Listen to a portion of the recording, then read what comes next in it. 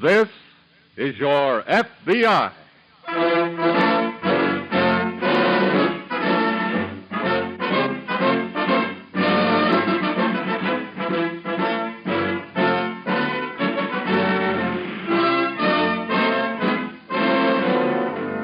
This is your FBI, an official broadcast from the files of the Federal Bureau of Investigation, presented as a public service by the Equitable Life Assurance Society of the United States. To your FBI, you look for national security, and to the Equitable Society for financial security. These two great institutions are dedicated to the protection of you, your home, and your country.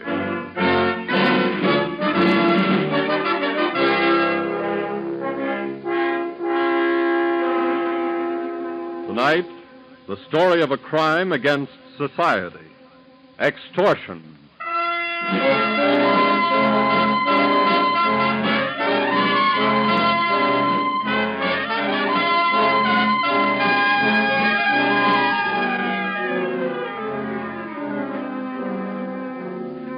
Adolf Hitler was the world's best-known extortioner. His victims were the countries of Europe to whom he said, "Join the Axis or die." Here in the United States, the merchants of misery who practice extortion do not meet with any more success than Hitler did. And their failure can be attributed in a large measure to the FBI. Extortion used to be a very profitable racket, but the number of cases that crop up each year is diminishing. Every once in a while, though, there comes along a ring of white-collar hoodlums who think they can commit the perfect crime, who think that extortion is the easy way to make a living. Two men and a young girl recently hatched an extortion plot in a small Midwestern city. The plot was formulated, the victim was chosen.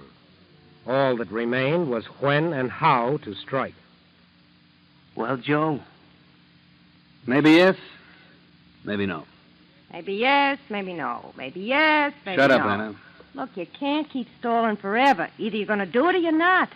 Honey, I've been in this game a long time. It isn't as easy as all that. You can't just send them a letter and expect 20 grand to come back by return mail. I think we should ask for more. Carl, I got some news for you. This guy isn't the treasurer of the United States. Well, let's get started. So far, we've done nothing but talk. That's right. Why don't we go into action? Because this is the way it's done. Yeah. That's how our sucker got all his dough, and that's how we're going to take it away from him. Sounds like another stall to me. Now, listen.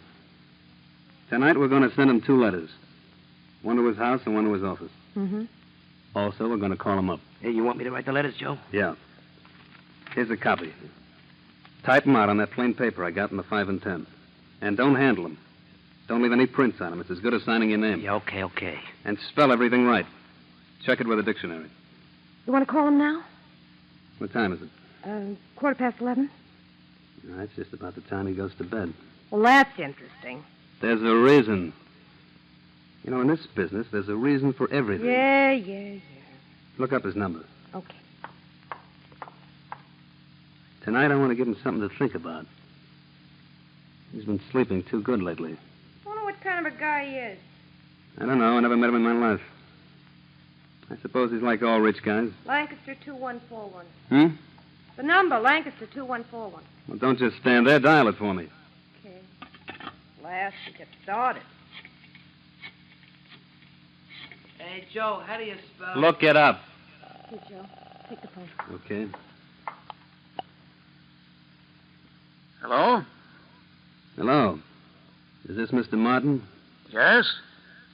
Mr. Martin, how would you like to donate $20,000 to me? What? Who is this? Never mind. I said I want 20 grand. Now, just a minute. Listen to me. If I don't get $20,000, Mr. Martin, I'm going to have to kill you.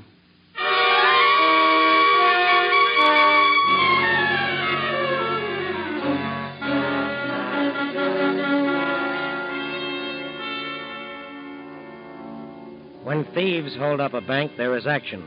Quick, violent action. When the leader of a gang has his rival murdered, there is action. Quick, violent action. In the crime of extortion, there is no action. Everything is done quietly, for this is the iron fist in the velvet glove.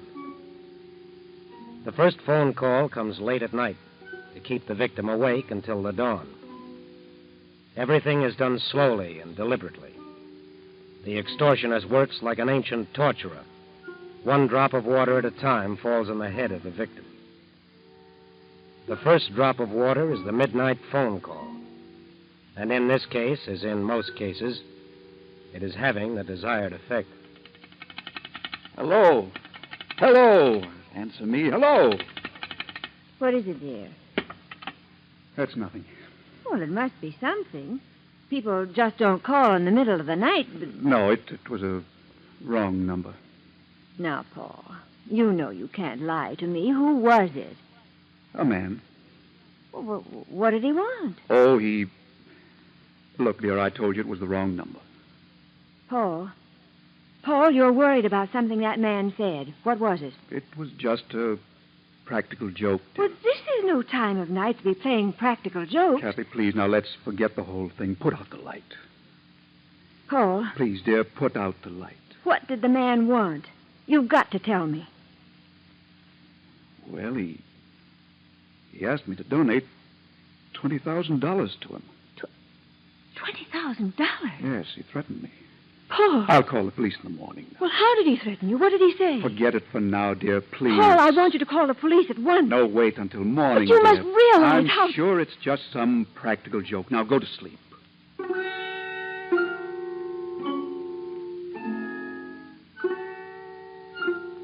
Fear is a disease. And like other diseases, it is catching. Mrs. Paul Martin was afraid, deathly afraid. And soon she made her husband afraid. All through the night, the dark, frightening night, Paul Martin kept repeating to himself, "Your money or your life. Your money or your life. Your money or your life." A man who works with his hands can sometimes take care of his business on the day after he has lived through such a night. A man who works with his hands, yes, but not a man like Paul Martin. Not a man who sits behind a desk. I sent that letter off to Osborne Electric, Mr. Martin, telling them they forgot to credit us with the 10%. What was that, Miss Gray? That letter to Osborne Electric. I sent it off last night. Oh, that's good. Do you want me to take any more dictation this morning? No, not this morning. Did I receive any more letters? Just the usual mail. If I do receive any personal letters, bring them right in. There's a Mr. Simmons waiting to see you. Simmons? I don't know him. Well, I'll tell him you're busy then. Simmons. Oh, send him right in, right away, yes. Yes, Mr. Martin, right away. You can come in now, Mr. Simmons. Thank you very much. How do you do, sir? Hello, Mr. Martin. That'll be all, Miss Gray. Yes, Mr. Sit down, Mr. Simmons. Thank you. Sorry you kept waiting. I didn't know you were here. I just arrived. You are from the... Federal Bureau of Investigation, yes. Yes. The local police got in touch with you. Yes. How much did they tell you? Well, I heard about the phone call last night and the letters you received this morning.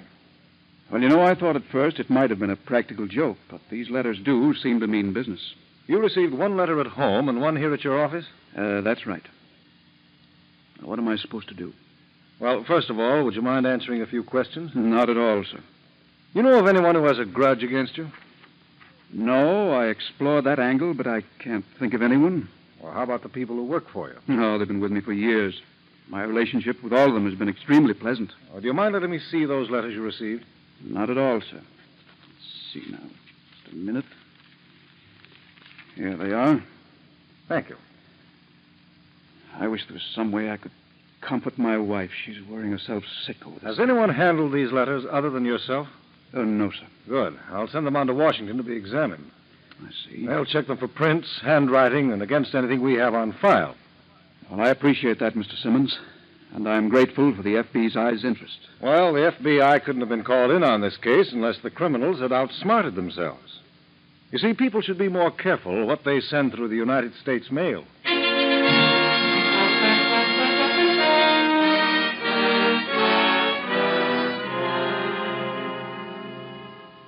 An important mistake, a very fatal mistake every extortionist makes, is imagining that he can outthink the Federal Bureau of Investigation.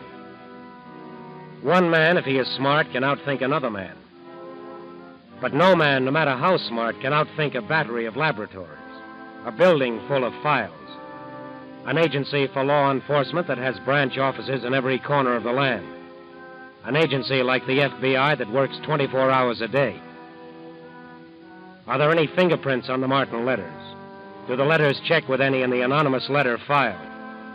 Who manufactures the paper that was used? Where is it sold? On what kind of typewriter were the letters written?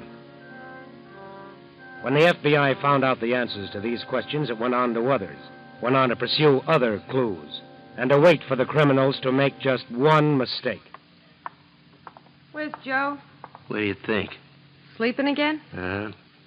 What's he running, a shakedown or a marathon? I tried to needle him this morning. He just says we got plenty of time. We'll do plenty of time if he keeps handling it this way. Talking about me, sweetheart? Oh. You're finally up, huh? Mm-hmm. There's so much talk going on out here, I couldn't sleep. Remind us to talk more often. What are you beefing about? Everything's going all right? Mastermind. No, I just know my business, that's all. I'm glad you think so. Look, I told you before, Martin's got a stew for a while. That's the way I do things. You know, I can't figure whether you want the dough or you just want to torture the guy. I'm not in this for fun, Carl. I'm in it for 20 grand. That's our share. That's right. Don't forget that. Relax, will you? Joe, why don't you tell us what you're doing? You know what I'm doing. It's been 3 days since my last call. You afraid he's getting lonesome? No. Want me to get the number? No. I thought you were going to call him. On the last call, I told him to look for an ad in the paper. Oh, yeah, I forgot about that. I don't forget about anything. Stop bragging and let's see some action. Honey, I'm afraid you'll never make a good extortionist. Just let me get my hands on that 20 grand. I won't have to be. I want you to go out and make a call for me. To Martin? No. The evening paper. You putting the ad in? Yeah. Saying what? Dear Mr. Martin, meet me at the Washington Hotel tomorrow. Only in town for a few days. Hope you're in good health. Hope you stay that way.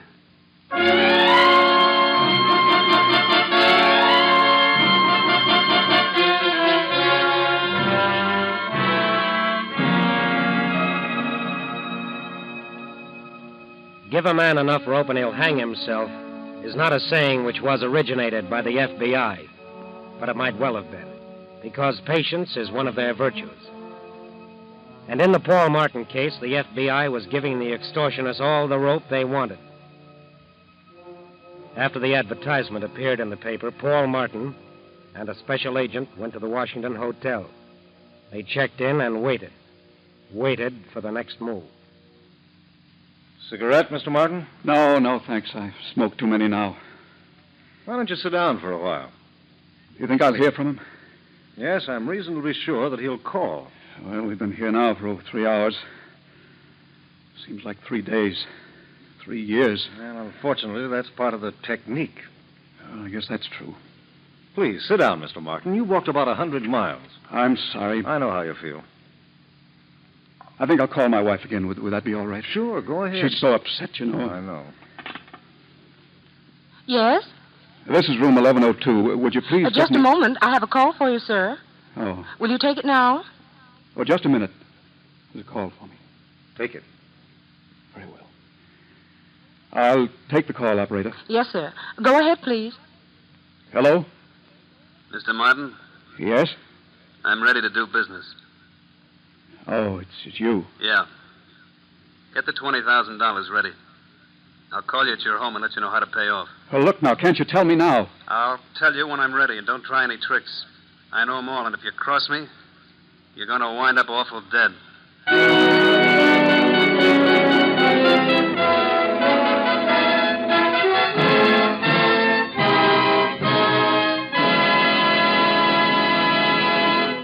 We momentarily close the Federal Bureau of Investigation file on the extortion ring. We'll return to this case in just a moment. Not long ago, a little church in Brooklyn, New York, was having difficulty making both ends meet. The church building was in urgent need of repairs, but where was the money coming from to do it? And then one morning, the phone in the pastor's study rang.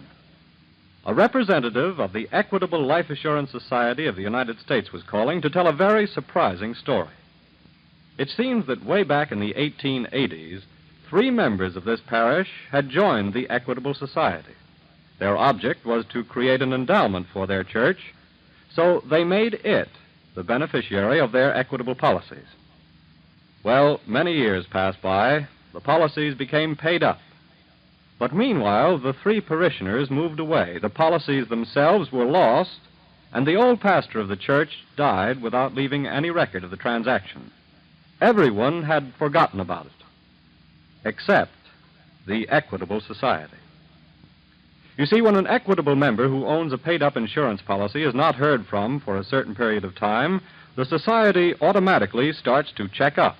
In this case, the result of the investigation was a check for $17,000, which was handed to the present pastor of the Little Brooklyn Church. Well, to him, it was literally money from heaven. Now, don't think that this money was lying idle during the years when the policies were unclaimed. Like all other Equitable Society dollars, it was constantly at work, invested in farms and homes, in railroads, shipyards, and in scores of other great industries on which our national prosperity depends. For by serving its members, the Equitable Society serves America. And now back to the file on the extortion ring.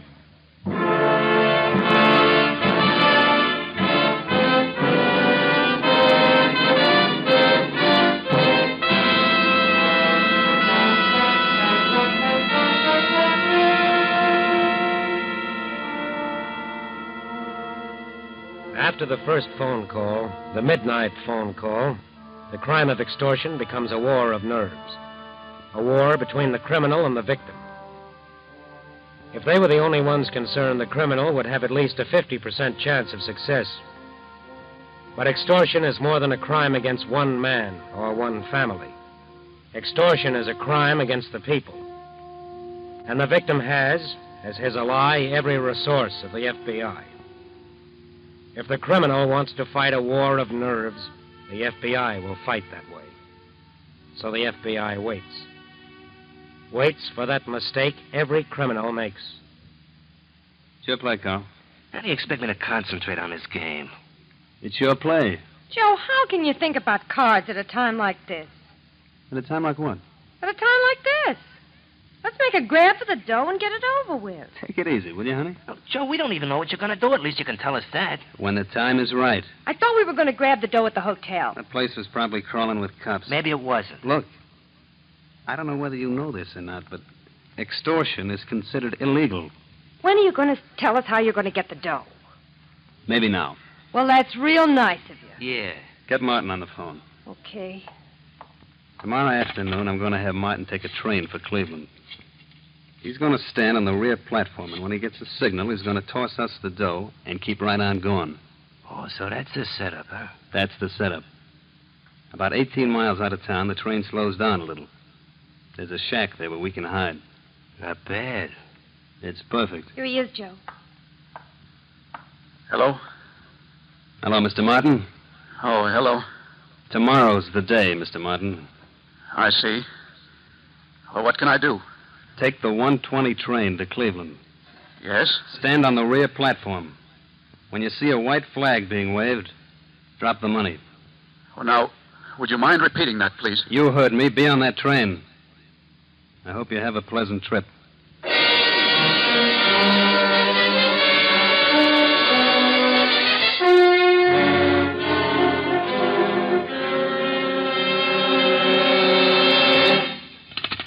Hello? Hello? He hung up. What did he say? Well, he told me to take a train for Cleveland tomorrow and drop the money off the rear platform. Oh, Paul, this has got to be the end. I know, dear. How much do they think we can take? Well, I'm sure this is the end. Well, that's what you've been saying for weeks. I think this is it, Mrs. I Martin. hope so. Kathy, why don't you go to bed? Oh, I couldn't sleep, dear. I haven't been able to sleep since that first night. Mrs. Martin, believe me, we're doing everything we can. I know you are, Mr. Simmons. I think this is the break we've been waiting for. Do you have the money I drew out? Yes, we made a list of the serial numbers. I'll have it for you tomorrow. Now, don't worry, Mr. Martin. Everything will be all right.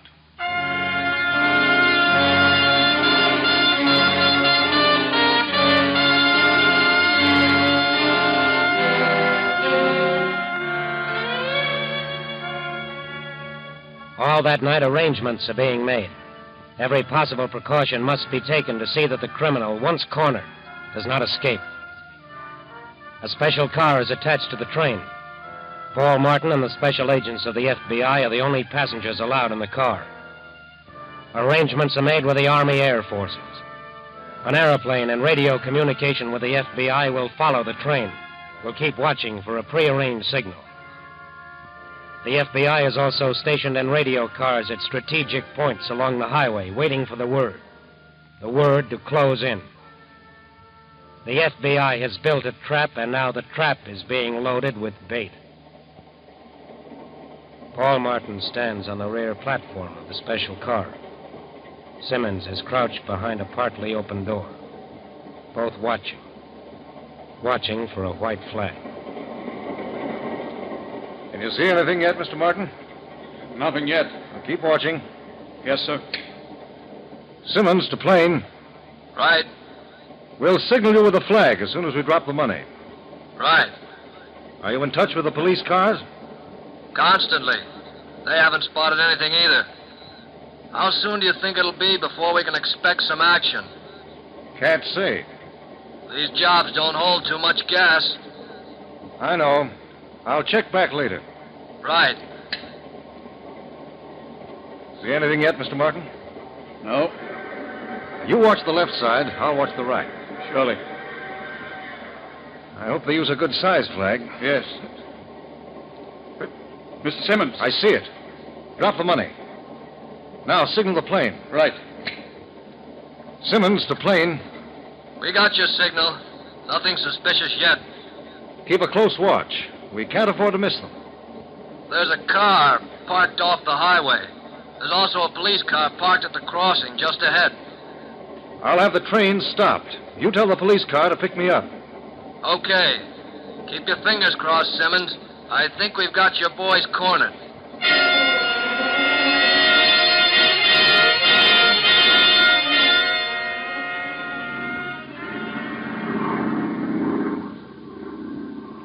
Pilot to radio car 6. Go ahead. About 4 miles down the highway, there's a car parked off the road.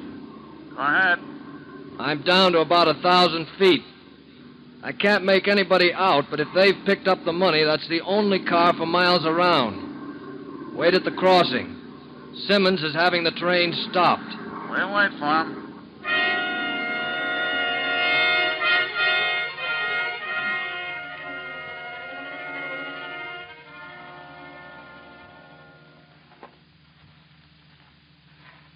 Wait a minute. Huh?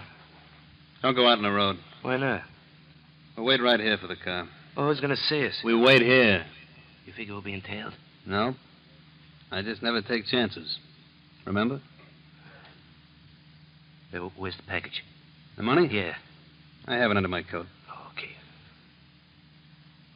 I hope Anna remembers this spot. Look, will you stop worrying just for once? Yeah, okay. Car coming. I hear it. What do we do? We wait. If it's Anna, she'll stop. It's a Chevy. It's our car.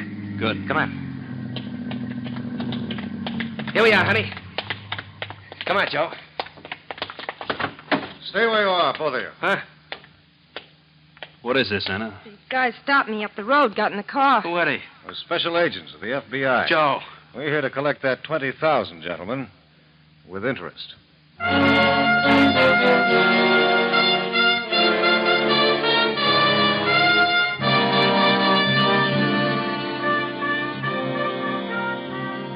The war of nerves was over, and it ended the way it had to end, the way it always ends. Extortion is a crime, and crime is an unprofitable business. Someday, some faraway day in the future, even those among us with criminal tendencies will realize that crime does not pay. When that day comes, there will be no further need for the Federal Bureau of Investigation. But until that day, The men of the FBI stand between you and crime. They stand as an unbreakable wall.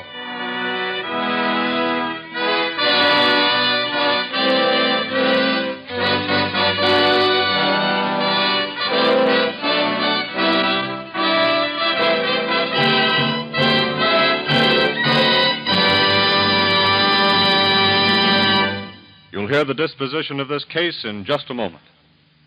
Tonight, will you join the Equitable Society in a salute to a very humble and thoroughly familiar object, a salute to a lump of coal? Without old King Coal as our ally, it would be impossible to fight this war. Coal runs our railroads. Coal provides 62% of our electric power. Coal is a necessity in the manufacture of steel for ships and tanks. And from coal, more than 200,000 products are derived, ranging from high explosives to the sulfa drugs that have saved the lives of countless American fighting men. So let us salute the coal industry for supplying us in 1944 with 700 million tons, an all-time record of this indispensable weapon of war. A salute also to the hard-working coal miners and dealers who, despite innumerable difficulties, have kept our homes and fuel through 4 wartime winters. As an investor in the coal industry, the Equitable Life Assurance Society of the United States takes special pride in the fine war record of this industry. In scores of other basic American industries now concentrating on war production, this society's life insurance dollars are helping to ensure the speedy success of our armed forces. Yes, an investment in life insurance is an investment in victory. For in wartime, Equitable Society dollars are fighting dollars. And at all times, they are security dollars for you, your home, and your country.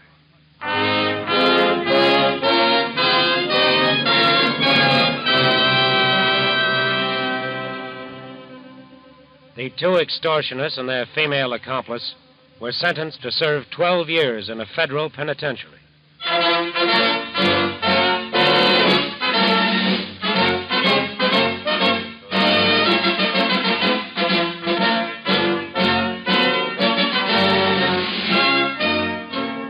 The incidents used in tonight's broadcast are taken from the files of the Federal Bureau of Investigation. However, all names used are fictitious, and any similarity thereof to the names of persons living or dead is accidental. Programs in this series of particular interest to servicemen and women are broadcast overseas through the worldwide facilities of the Armed Forces Radio Service. Tonight, the music was under the direction of Van Cleve. Your narrator was Frank Lovejoy. This is Your FBI is a Jerry Devine production. And now this is Carl Frank, speaking for the Equitable Life Assurance Society of the United States, and inviting you to tune in again next week at this same time for This is Your FBI.